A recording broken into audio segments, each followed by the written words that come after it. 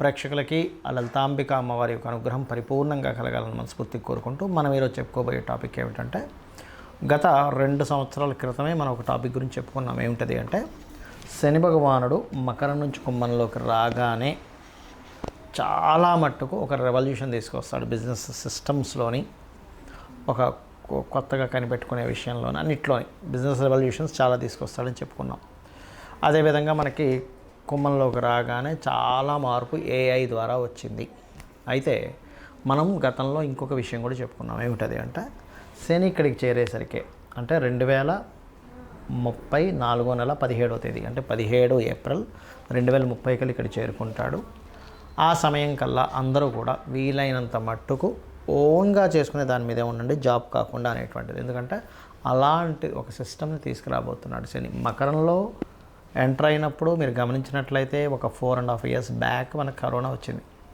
మకరంలోకి enter అయ్యి గురువు ఒక నీచభంగ రాజయోగం కాలసర్పదోషంలో ఉన్నప్పుడు ఇక్కడికి వెళ్ళినప్పుడు జాబ్ సంబంధించిన విషయంలో ఒక డిఫరెంట్ ఇదంటే వాళ్ళు ఎవరికి వాళ్ళు చేసుకునే దానిలోనే ఇస్తాడు. కాబట్టి ఇక్కడి నుంచి ఇక్కడికి అంటే దాదాపు ఇప్పుడు మకరం కుంభంలో ఉన్నటువంటి శని భగవానుడు 30వ తేదీ 30వ తేదీ 3వ నెల 2025 సంవత్సరానికి ఇక్కడికి వెళ్తాడు. 30 మార్చ్ 2025 సంవత్సరంలో ఇక్కడికి పర్టికులర్గా 2/6/2027లో వెళ్తాడు ఇక్కడికి మేషంలోకి.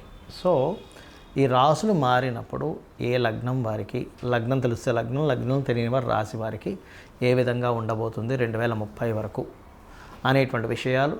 ధనుర్లగ్నము ధనస్సు రాశి, ధనస్సు వారికి కనుక చూసుకుంటే శని భగవానుడు ఇప్పుడు 3లో ఉన్నాడు. 3లో శని మంచిదే. అంటే ఏమిటి, పౌరుష పరాక్రమాలు, ఎఫర్ట్స్ పెట్టడానికి, ధైర్యంగా పనిచేయడానికి చాలా మంచివాడు శని. ఇక్కడ అందులో ఎటువంటి సందేహం లేదు. కానీ ఎప్పుడైతే 4వ స్థానంలోకి వెళ్తాడో ఇది అర్ధాష్టమ శని అంటారు. ఇది 2027 6వ నెల 2వ నెల నుంచి ఉంటుంది.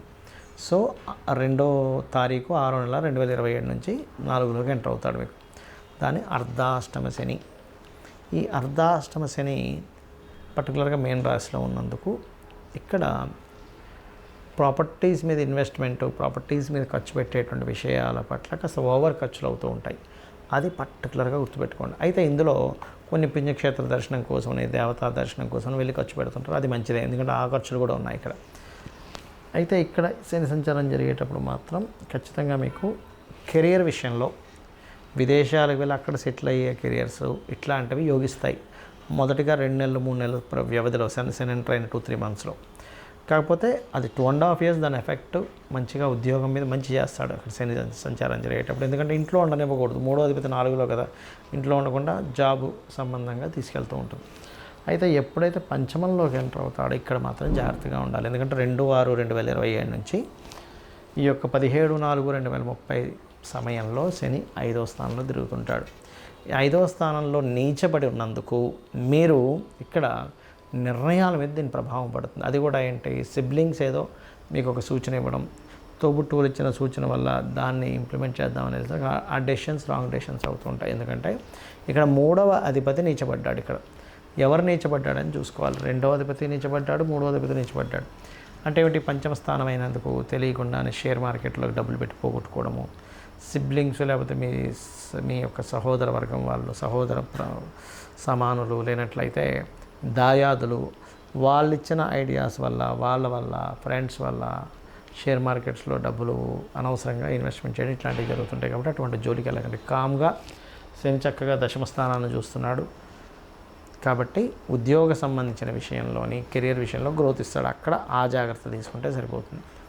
ఓకే, సినిమా ఫీల్డ్ అని, రాజకీయాలని వెళ్ళి అక్కడ డబ్బులు ఖర్చు పెట్టుకుంటారు అనవసరంగా. వాటి జోలికి వెళ్ళకండి. Share market, cinema field, creative fields ఇట్లాంటి వాటి జోలికి వెళ్ళకండి. అయితే ఇక్కడ కేతు సంచారం శని ఇక్కడ మేషంలో తిరిగేటప్పుడు కేతు ఇక్కడ ఉంటాడు. రాహు లగ్నంలో రాహు ఉంటాడు.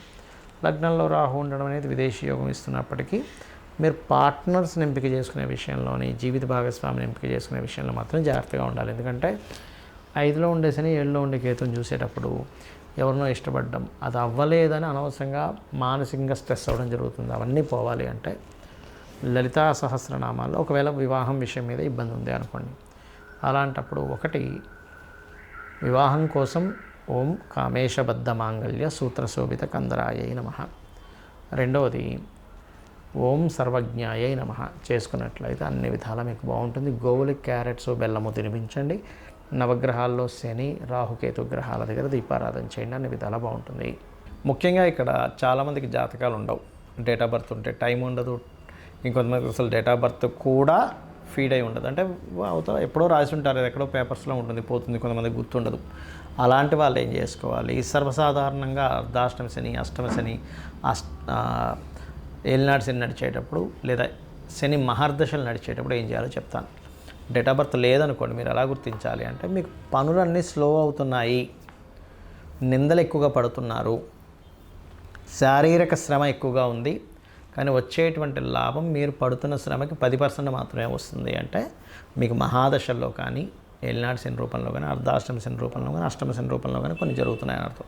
అయితే ఇందులో మళ్ళీ కొన్ని వేరియేషన్స్ ఉన్నాయి. ఎలాగంటే అర్ధాష్టమ శని నడుస్తుంది అనుకోండి, అంటే మీ చంద్రుడి నుంచి 4వ స్థానంలో శని సంచారం జరుగుతుంది. అప్పుడు కన్స్ట్రక్షన్స్ చేసే విషయాల్లో, చదువు విషయంలో కొంత మందత్వం వస్తుంది. అష్టమ శని జరిగేటప్పుడు అన్నీ లేట్ అవుతూ ఉంటాయి, కొంచెం యాక్సిడెంట్ ప్రోన్స్ ఎక్కువ అవుతూ ఉంటాయి. అదే ఏలినాడు శని నడిచేటప్పుడు 12వ స్థానంలో శని సంచారం చేసేటప్పుడు ఇన్వెస్ట్మెంట్స్, రాశిలో శని సంచారం చేసేటప్పుడు బద్ధకము, 2వ స్థానంలో శని సంచారం చేసేటప్పుడు ధన సంబంధించిన విషయాల మీద ప్రభావం చూపిస్తూ ఉంటాడు. అయితే ఇక్కడ మీరు ఒకటి అర్థం చేసుకోవాల్సిన విషయం ఏంటంటే, ఎప్పుడు శని సంచారం మీకు వచ్చినా, అంటే శని కర్మకారకుడు కాబట్టి అతను తిట్టుకోవడము, శని బాలేడు అనుకోవడము కాదు. శని భగవానుడు నాకేదో నేర్పించడానికి వచ్చాడనేటువంటి భావనతో ఉంటూ ఖచ్చితంగా మీరు చేయవలసింది ఏంటంటే, ఇక్కడ ఒకటే గుర్తుపెట్టుకోండి, మీరు నిద్రపోవడం చేయకూడదు ఎక్కువగా. ముసలి వాళ్ళు, స్త్రీలు, చిన్నపిల్లల విషయాన్ని మాట్లాడలే. అనారోగ్యంతో ఉన్నవాళ్ళు లేదా బాగా ఏజ్డ్ పర్సన్స్, స్త్రీలకి, చిన్నపిల్లలకి ఇది ఎగ్జంప్షన్. మీరు యువకులై ఉండి ఆరోగ్యం అంతా బాగున్న వాళ్ళు మధ్యాహ్నం కనుక నిద్రపోయారా, శని యొక్క ప్రభావం నెగటివ్గా ఎక్కువ ఎఫెక్ట్ పడుతుంది మీ మీద. రెండవది వాకింగు, జాగింగు, ఎక్సర్సైజు, శారీరక శ్రమ సంబంధించినవి ఎక్కువగా చేయాలి. అప్పుడు దాని ప్రభావం మీ మీద పడదు. ఇక మూడో విషయం ఏంటంటే, ఇక్కడ మీరు గమనించవలసినటువంటిది, మీకు దగ్గరలో అంటే మీ చుట్టాల్లో ఏజ్డ్ పర్సన్స్ కానీ, మీకు ఏదైనా పనిచేసే వాళ్ళకి కానీ, ఆ రూపంలో అంటే కార్మికులు, కర్షకుల రూపంలో శని భగవానుడు ఉంటాడు. వాళ్ళకి ఏదైనా హెల్ప్ చేయండి. వాళ్ళు సంతోషపడడానికి ఏదో చిన్నపిల్లలకి ఒక చాక్లెట్ కొనివ్వడం, ఏదో ఒక షర్ట్ కొనివ్వడం, ఏదో ఒకటి చేయండి. అప్పుడు శని ప్రభావం నుంచి బయటపడతారు.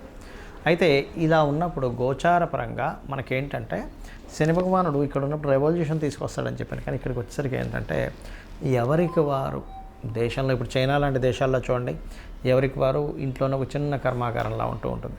అలా ఎవరికి వారు ఓన్గా జాబ్ పరంగా సెటిల్ అయిపోవాలి. ఎందుకంటే ఎక్కడో నేను జాబ్ చేస్తాను, వాళ్ళు నన్ను చూసుకుంటాను అనుకుంటే తప్పు. శని ఇక్కడ జరిగేటప్పుడు గుర్తుపెట్టుకోండి, మేషంలో బికాజ్ ఆఫ్ ఆ టైం అనేటువంటిది అప్పటికల్లా ఓన్గా చేసుకునేది ఇదే మీకు యోగాన్ని ఇస్తుంది. ఇది బాగా బాగా బాగా గుర్తుపెట్టుకోండి.